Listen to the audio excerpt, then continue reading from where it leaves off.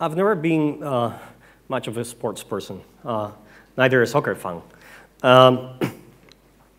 My father used to play soccer very well, but he said I would never become a soccer player. We used to spend summer vacations down in the south of Spain, and in one of the summer vacations, I got this caricature made of myself. I was about 10 years old, and you could see my expression towards soccer as I was leaning against the goal pole, relaxed, letting the ball gently pass under my legs, probably thinking about, I don't know, probably computers. I'm a computer scientist. I've spent most of my life designing large internet systems, complex networks such as peer-to-peer networks. And about 6 years ago, I came back to Barcelona. I left the United States, I moved back to Spain, and everybody was talking about soccer. Everybody was talking about Barca. Everybody was talking about the new tiki-taka revolution. What I'm going to do over this talk is I'm going to tell you some of the parallelisms that I've seen between the internet and the history of soccer. What happened when I met one of the most famous soccer tacticians in the world, and where the next revolution, I think, it will come from. But where do you think tiki-taka started? And to do that, I have to go back to 1970s. I have to go back to the Soviet Union. I have to go back to Kiev, to Ukraine, to this man, Valeriy Lobanovskyi. He studied in the Kiev Institute of Technology, and then he became a coach. He became a professional coach. And he was the first man that started taking computers into the world of soccer. And before Valeriy, the world of soccer, it was the players would set themselves in the field, and there were barely any passes. So the goalkeeper would try to make long passes all the way to the attackers, and then the attackers had to figure out how to dribble the defense to try to score. And it was all about these very long passes, and it was about the individual abilities of the players to be able to score. Lobanovskyi started looking at the field and the players as a network. And then he thought that the unit, the team, if they would work together, they could actually play much better than every individual player. He started thinking in the same way that Stalin thought at the time, that the collective unit was much better than the individual farmers, and that the production was going to be a lot higher. And so he started bringing computers into the game, and he started thinking that maybe the ball should be passed to this player, and then to this player, and this player would pass it to this one, and to another one that would move here to be able to find a space to score. So he started thinking that through new network structures, the computers would be able to help improve the game.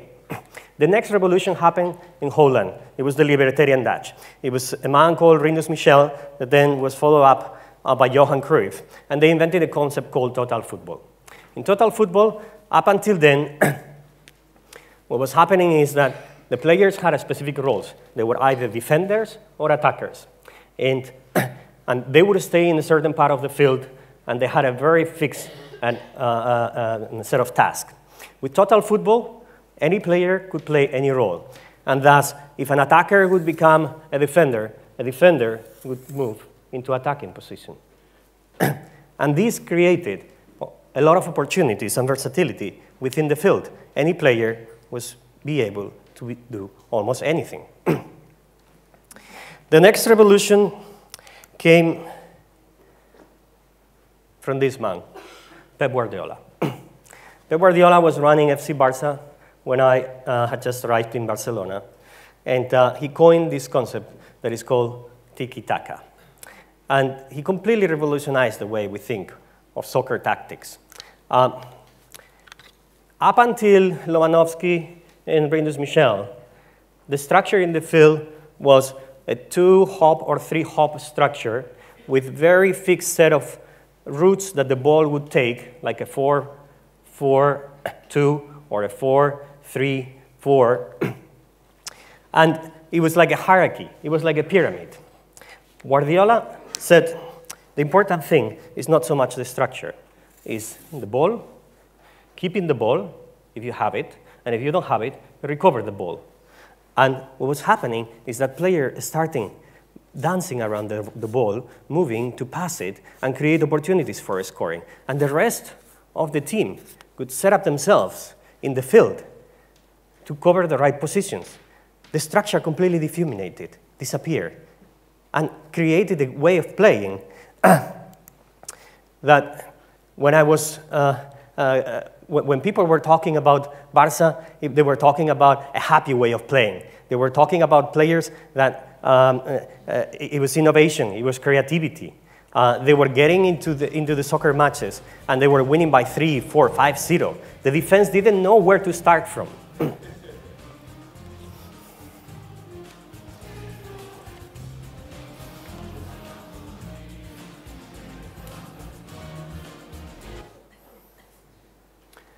And so I couldn't resist but going to a few matches. And me, like Lobanovskyi, I started looking at the stadium, and I started seeing networks too. I started seeing networks of players rather than networks of computers. And I started finding a lot of similarities between the internet and how it had evolved over the years. You know, the internet has evolved in a very similar way to what happened to the soccer tactics. We used to have at the beginning of the internet some fixed topologies, kind of hierarchical, with 1 or 2 hops, where computers in the homes would sit at the bottom of the hierarchy, and then there would be intermediate set of routers, of internet routers, that would help you go and fetch the information, say a file or a video that was in a remote location. So for instance, a computer in Madrid would try to get a movie from the United States, so it would go to a node in London, and then this node in London would go to the node in New York, and then it would fetch the file. But what was happening is that over time, as more and more computers started trying to get the file, some nodes started getting congested. The node in London was getting congested, and then it started using more horizontal nodes, like the node in London would send it to the node in Paris, the node in Paris would send it to the node in Amsterdam, and then the node in Amsterdam would go through the node in New York to get the information. You get the point. This is what Lobanovskyi was doing to soccer. It started happening on the internet. We started developing a lot more sophisticated routing algorithms. But the big, big revolution happened 10 years ago. And it happened with peer-to-peer networks. Those peer-to-peer networks that you use to download movies and files, like the BitTorrent, the Emule, but that now power a lot of data centers in Amazon, at Microsoft, at Google, at Facebook, at Spotify. Very large, complex distributed systems.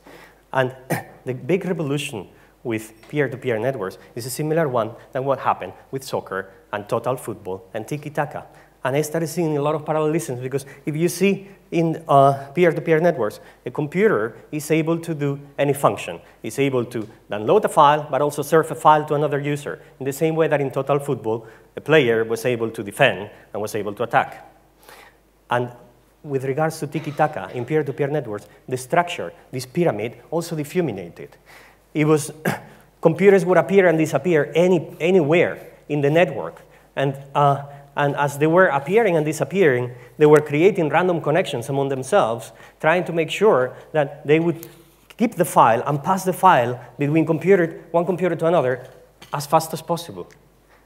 It was a self-organic, it was a swarm of computers rather than a swarm of people that was growing out of self-cooperation, and some simple algorithms that took us years to figure out through computers and through networks theory.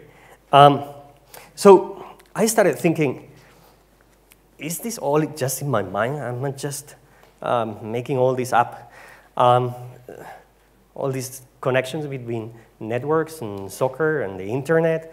So I asked to speak to somebody at Barca, and I met this mystery man, Paco Ceirulo. Paco Ceirulo has been the technical coach of FC Barca for the last 15 years. And is credited with being one of the person that has had the biggest impact into designing tiki-taka. And so we brought him to the innovation lab, and we started having discussions. And you could imagine the scene, right? This could have been like an episode of Big Bang Theory, where Sheldon meets Alex Ferguson, and each other is looking at themselves and saying, this guy is completely from another planet. But it turned out that we had a lot of similarities. We were talking about the same thing. We were just using a different vocabulary. Where he was seeing players, I was seeing internet routers. Where he was seeing passes, I was seeing internet links. Where he was seeing the capacity of a player to move the ball forward, I was seeing the probability of error of that link.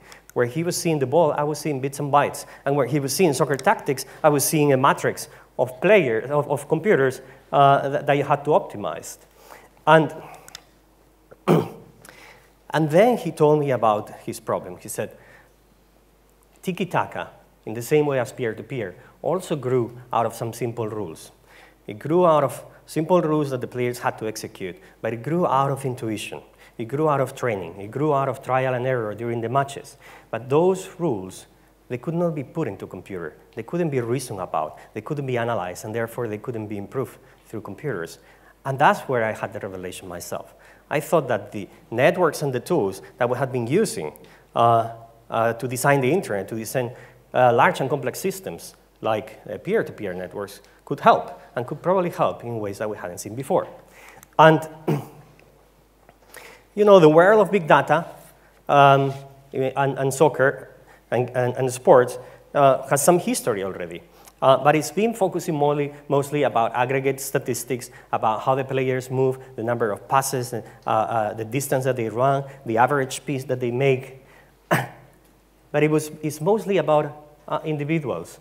And remember Lobanovskyi? He told us that the important thing was the network and its dynamics. And it makes sense that a lot of the big data analytics comes from individual performance because it mostly comes from the American sports, where individuals are more important many times than the team. And in soccer, it's about its networks and its dynamics. And how do soccer players build networks? Well, they build them through their passes. As they pass the ball around, they build networks, and simpler passes create simpler networks, and more complex passes create more complex networks. Let me show you some simple passes.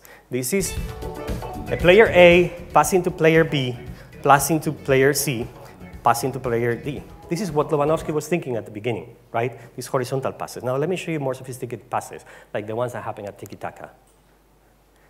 This is a player A sending it to player B, to A, to B, and then a big opportunity for scoring, right? And I'm going to show you a more complex one. A to B.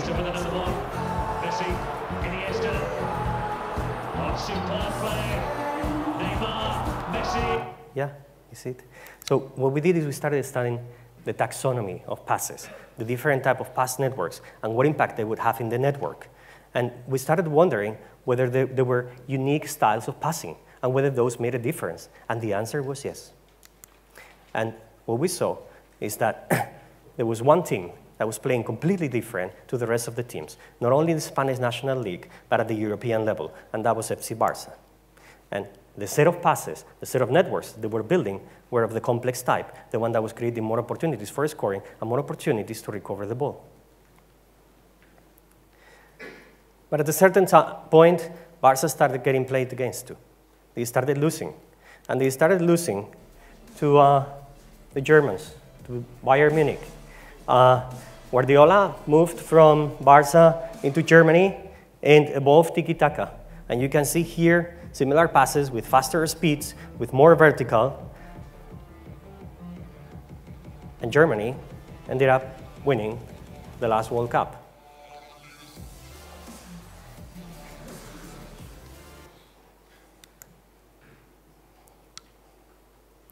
So some journalists, they say this is the end of history of soccer tactics, that there will be no more revolutions, that we've had almost 100 years of evolutions in the tactic world, and that the only thing that is left is for players to be able to be better fit, be more psychologically prepared, and execute the game. My answer to that is a resound no.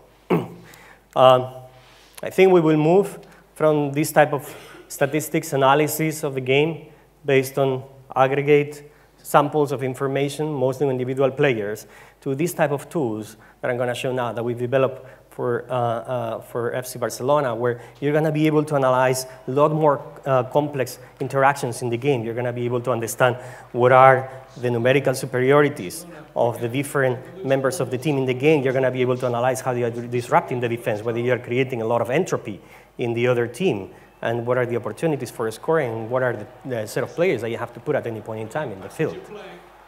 Pedro, chances here. Oh, and Casillas just closing the safety.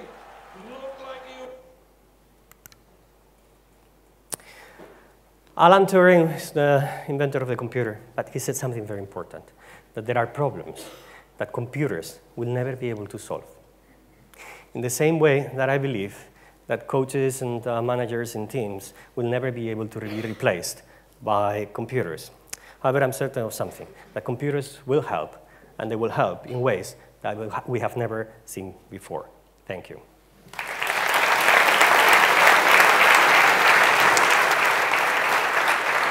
Thank you. I'm not sure if you've heard of someone called Sam Allardyce, who we have in this country. Football fans will get that joke. You're obviously talking about a team that has, superstars, Iniesta, Xavi, Messi, technically highly adept. How does your model apply to teams that maybe aren't quite as technically able as those players? Well, what we've seen is that implementing these models, it requires a lot of training, and it takes years. And it's something that it becomes very native to the players, because when they go in the field, they just have a number of rules, and then everything happens in the field. They have to deal with all sorts of unexpected things. And that takes years to build, and that's why the soccer academies are so important for teams like Barca. Now we're seeing developing in Germany, where it is about, over time, they learn they start playing these games, these rules, almost through intuition. So it doesn't require, so basically the players become good at playing the game with the years, and then obviously you need individual virtuosism like the one of Messi to finalize the game. But sure. It does require a lot of training from the ground up. Great. Pablo, thank you so much. Great talk. Really enjoyed it.